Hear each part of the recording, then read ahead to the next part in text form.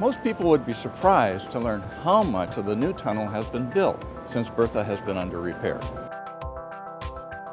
People drive by the new tunnel every day. They simply can't see the work because it's underground. My name is Pat McCormick, and I work for the Washington State Department of Transportation, and I am the construction manager in the SR 99 tunnel contract. I supervise a very skilled and highly technical staff that monitors all the work done by the contractor, Seattle Tunnel Partners.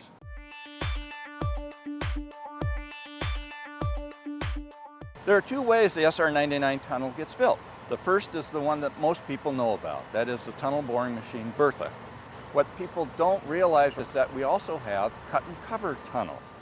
Roughly 20% of the new SR 99 tunnel is built with cut and cover construction.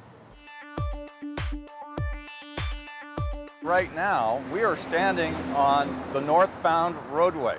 And behind me, you can see the portal. If you walk through the portal, you'll walk into a cut and cover tunnel. How cut and cover is constructed is exactly the way it sounds. You cut out a large trench, you build the highway, and then you put a lid or a covering on top of it. So it really is a tunnel. It's just a different means of construction. Keep walking, and eventually you get to the launch pit. The launch pit is where the tunnel boring machine, Bertha, started. It's the place where the bored tunnel begins. It's where the northbound and southbound roadways are actually stacked, one on top of the other. So the purpose of the cut and cover tunnel construction is to take the SR 99 roadways and gradually stack them so that they can go into the bored tunnel. Again, they're stacked in the tunnel, they unstack in the cut and cover portions both in the north and the south. When Bertha finishes tunneling, at the north end of the tunnel, near the Space Needle, the machine will be taken apart. This is a one-time trip for Bertha. She will be extracted and literally cut into pieces and hauled away. Then STP will finish connecting the roadways that presently are in the cut and cover and meet the SR 99 bored tunnel. At the south end of the tunnel, near the stadiums, STP will complete the highway inside the launch pit.